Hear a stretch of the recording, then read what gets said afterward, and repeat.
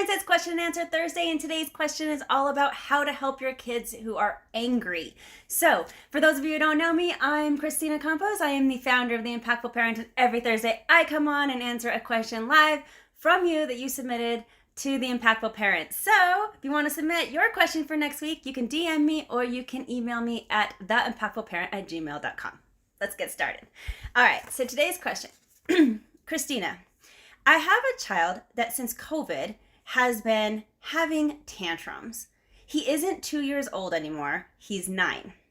I've tried everything to stop his outbursts, but nothing seems to help. I feel like he's getting worse instead of better, and I don't know what to do. What happened? Where is my son I once knew? It breaks my heart because I can see our relationship starting to fall apart because all we ever do is argue anymore. I hear you have a program to help angry kids. What are some strategies you teach so that I can help my son? I wish I could buy the program, but I haven't been working my normal hours in months, and any help you would give me would be appreciated. All right, well, thank you so much for submitting this question. And yes, I do have a program out right now. And for those of you who follow me, I apologize if I've been advertising ad nauseum a little bit. It's just for this particular week. And then I actually close the doors on Monday. So the name of the program is called the Behavior Management Program, Helping Kids with Big Emotions. So it helps kids with anger, anxiety, or any big emotion, including oversensitivities. Now, I do want to answer your question and say there are things that you can do without having to take the course at all. And so that's what we're going to talk about today. And before we go into that, I actually want to get personal with you and tell you that whoever wrote this letter to me, that you're not alone, that there's a lot of that happening right now in the world. And I have been there. Also, I have, for those of you who follow me, I am a mom of 4 children, and I've had some of my children go through anger management issues and anxiety. And it's no joke. And it's what prompted me to do this program. So I know what it's like to have a child that is super angry and does outbursts out of nowhere, and you're asking yourself, why are you so angry? Where did that come from?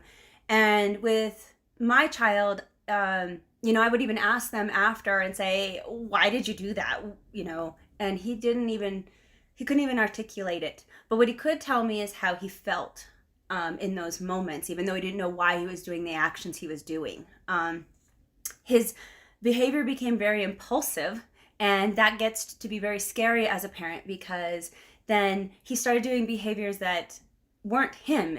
He was unrecognizable to me anymore. And so I feel you, parent who wrote this letter, because I have been in a similar situation where you're just like, where'd my kid go? Why is this happening? On the anxiety side, for many parents out there with kids with high anxiety, have one of those too. And those kids, they hide away. They start avoiding everything, people, situations, certain circumstances. They start just losing out on their life because they're hiding from all the anxiousness that the world is bringing them. For those of you who follow me also, you may know that I have spent a majority of my professional career in gifted education, and gifted kids are highly sensitive kids. They are also very anxious. They overthink things all the time. So basically, I have immersed myself in this kind of environment, and this is where it came to me, where it's like, I got to help these kids. I got to do this. And this is where, especially with my own, obviously, but where I started doing the research, interviewing people. I can't tell you how much I went in efforts of putting into this, again, more personally to help my own children, but to help the kids in my classroom also, where I was interviewing psychologists and counselors and going to Children's Hospital and taking classes in Children's Hospital, reading books, doing everything I could to figure out the answer. And I'm happy to say I found one, and I started implementing it with my own children. I started bringing it into my classroom and helping kids, and it works. So what I'm going to show you today and tell you about things that you can do is not only part of the curriculum that you can get into right now, but it also is the framework of what I use to change behaviors in my own child. So it really is what you need to do. Because the behaviors you're seeing is not a phase. And I think that's a lot of the biggest mistake that most parents make is they think, oh, they're just going through their teenage years, they're supposed to act like this. And I'm telling you, it's not going to go away on their own. And the consequences for it not going away on their own is they start missing out on life. They get labeled at school as either that aggressive kid or that kid that hides. They put themselves in dangerous situations, especially if they're impulsive, like that anger child. They start getting into trouble at school if they can't control their emotions. And then they start to internalize it and think that this is who they are. And that we know that that's not who our kids are. They just don't know how to control it, and they don't know how to be any other way. Your child does not want to feel like this. They don't want to be angry, and they don't want to be anxious all of the time, or sensitive. So this is where the parents really need to come in, swoop it up, take the effort, and help our children. So, I think like another mistake that a lot of big parents do is they try to solve it in ways that aren't going to be effective. They yell louder, they take away electronics, they ground more often, and none of those things are going to work. They try spanking and all these things, and that's not actually going to help. That's just going to create a rift in the relationship that you have with your child. So it's super important. So let's get into steps.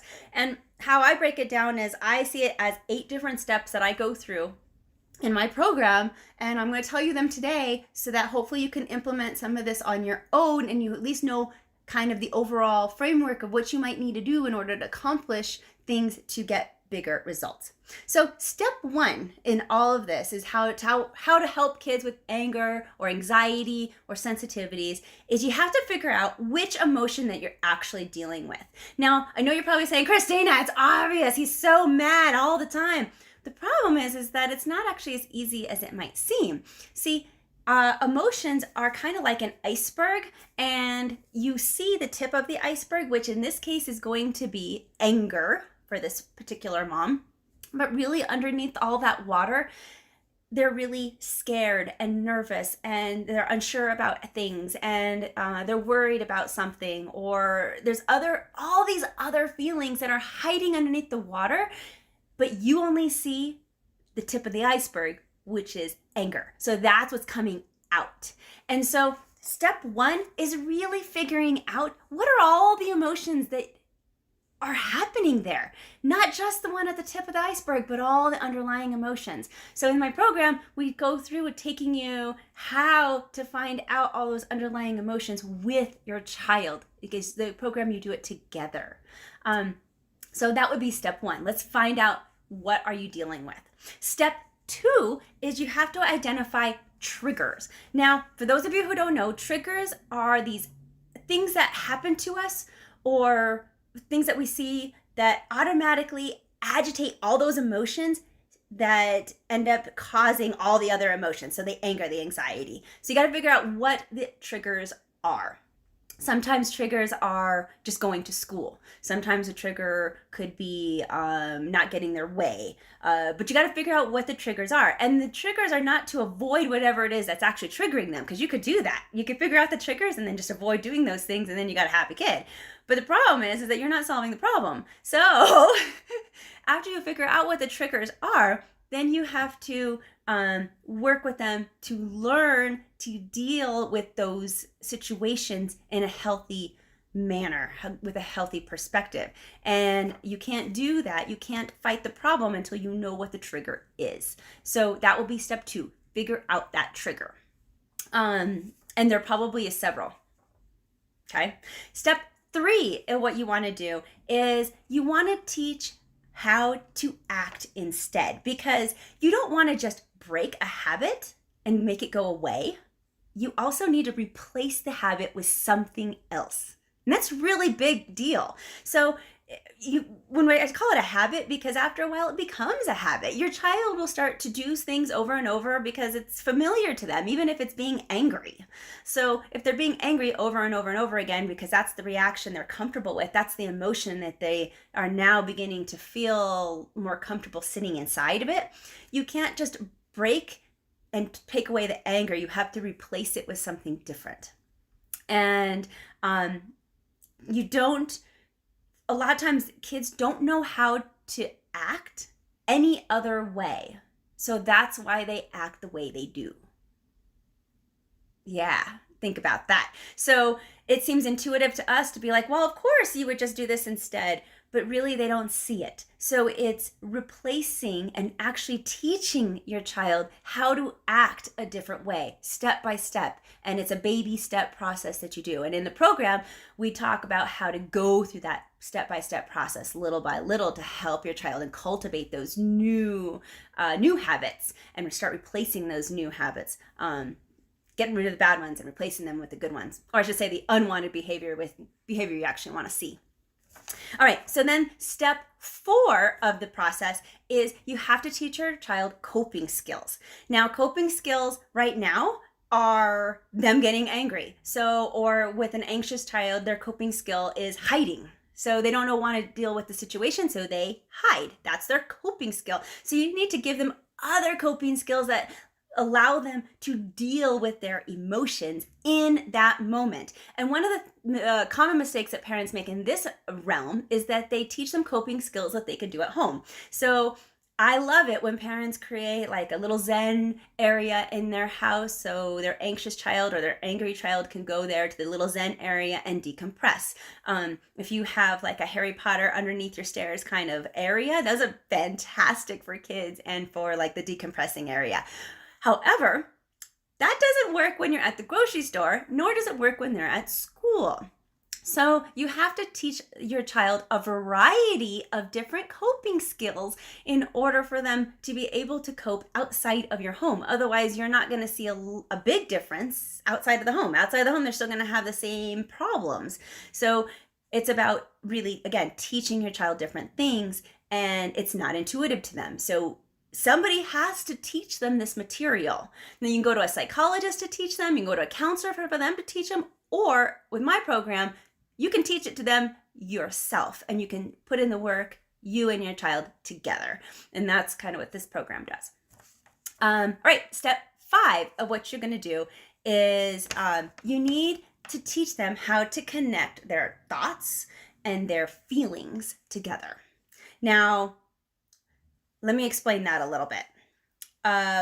If you've ever had an opportunity to say, like your child does like some crazy anger outburst for this mom who has this child here, and you're like, why did you do that? Well, their answer might be, I don't know. That's how it was with my child. Well, children won't change their actions if they don't understand the feeling that made them act that way. Okay, so let me give you an example. If you have a high schooler and they have a presentation and they hate getting in front of people, they don't like presentations, they don't like public speaking. So every time they have a public presentation or a public speaking gig, you notice that they're getting sick. Okay, this is common, right? So now you've identified the trigger. Okay, so now you have to figure out what's the emotion. The emotion is fear. They're afraid they're going to fail. They're afraid of getting up on people. Whatever their particular thing that they're afraid of is, maybe it's all of it. But the emotion is fear. So then you have to go to what's their thought. Well, their thought is, I'm going to fail. I can't do this, or I'm going to embarrass myself. Maybe that's the thought. But you figure out what the thought is. So now you have the emotion, and then you got to figure out the thought. And now you're going to connect those two to make sure that they realize that their thought and their emotion is creating their action, which is getting them sick, or whether it's faking sick, or they're literally might even making themselves sick because of their thoughts and their emotions. So it's connecting those and teaching your child how it's all interconnected is really important, because then you start breaking it down, like in my course, and we start breaking it down and saying, okay, now that you know that they're connected, let's take your thoughts and let's change how you're thinking. Because if you can change how you're thinking, then maybe you'll change how your emotions change. And then maybe you'll change your action. So because they are all interconnected. Make sense? I love doing this. This is my passion, is helping people with big emotions. Like, it's so dear to my heart. I want to help people so badly. All right. Step number 6 is that you need to identify thinking traps. Now, okay, if you've ever had a child that says, I can't do that, or I'm going to fail, or no one likes me, those are all different types of thinking traps, because thinking traps are when emotions get the best of us and we start to interpret our situation in a way that's unrealistic, that's unhelpful, and the way we're thinking actually triggers all that anxiety and fear. Kind of what I was just talking about just a second ago with the presentation. So it's the thinking trap that you need to start deconstructing and making them think in a different way. Now, in my program, we go through the process of how do you do that? How do you take that thought and start changing thought patterns?